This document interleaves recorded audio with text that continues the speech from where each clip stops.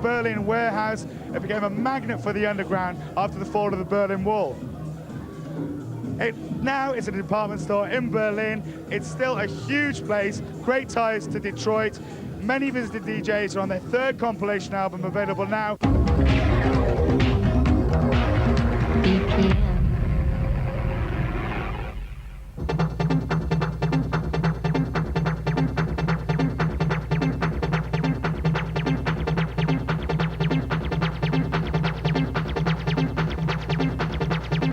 Tresor means to me artistic freedom. The Tresor, when I buy a record from the label, it never disappoints me. Tresor and techno, it's a unit.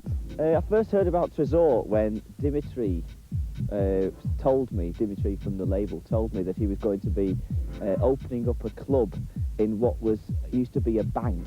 We were really lucky to find a location that was very located near the wall, actually in the heart of Berlin, between the east and the west.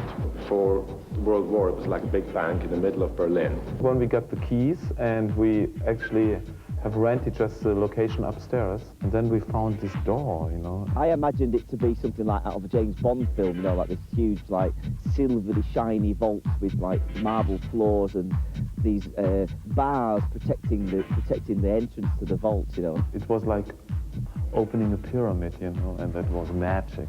And it wasn't until I actually went to the place and realised that it was this kind of like cellar where they used to keep the safety deposit boxes. You have to realise that over 45 years, nobody was here. And then there was like rumours afterwards that if you spent a night in the Tresor, you'd get like some kind of lung disease because of the air being so horrible and the place being shut for 40 years. It was a perfect location for this music and for the start of techno.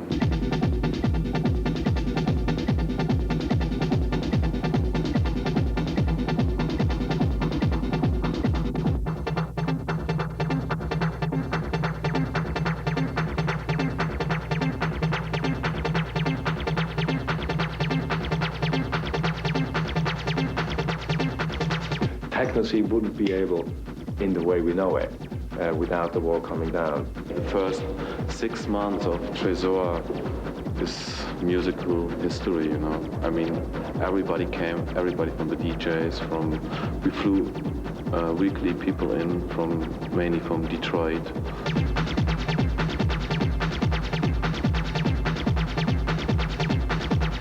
They have a trance room, a house room, and in the basement, you know, hardcore, acid, whatever, you know. They're open-minded to everything, you know, in one party. In the beginning, the only club who brought foreign DJs here regularly. And that was the beginning of the whole, like, the Detroit-Berlin connection.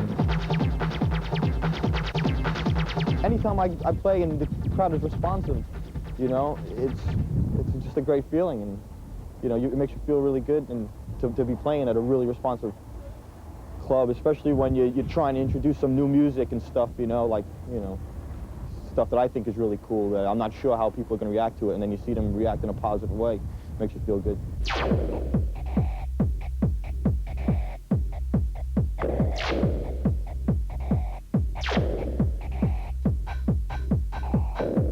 For the people from Detroit on Tresor, like Blake Baxter, and you know, for them it was, I think, really important.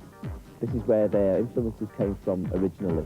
I think when the guys developed the Detroit sound in Detroit, nobody cared about the music. It was a big coincidence and a lucky coincidence that we were in touch before Tresor started, and it was the right forum for them to play their music here.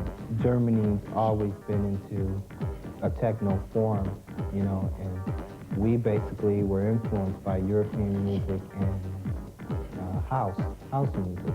What we consider techno in Detroit is like totally light years away from what they consider techno here in Europe.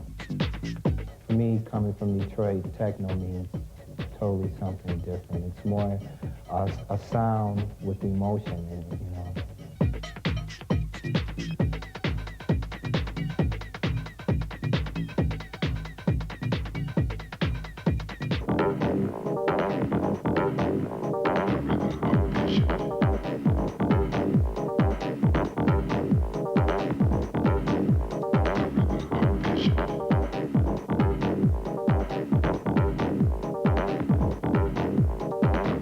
or three, you know,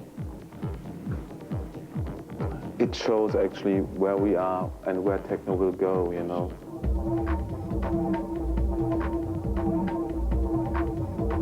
We have a track on the new Tresor compilation, Tresor 3 on Mother Mute, and it's called Monolith.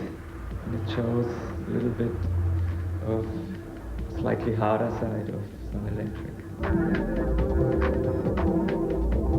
Techno is still evolving. It's the newest form of music that I can imagine out there. You know? I hope it just keeps changing and new things keep being introduced, you know. I wouldn't want it to stay one way, even though the way I think it is now is cool, but it has to change. It has to keep going, to evolve and keep interesting, you know. Now, I believe that techno will develop and become pop music of the late 90s here in Germany, definitely. I think techno will develop into something more commercial, of course, because once something is underground, it always becomes commercial eventually. Once, you know, the mass, it appeals to the mass. The name techno won't be that important over the next couple of years, but we will just see the artists who were dedicated in working before techno, during techno, and after techno. That will continue.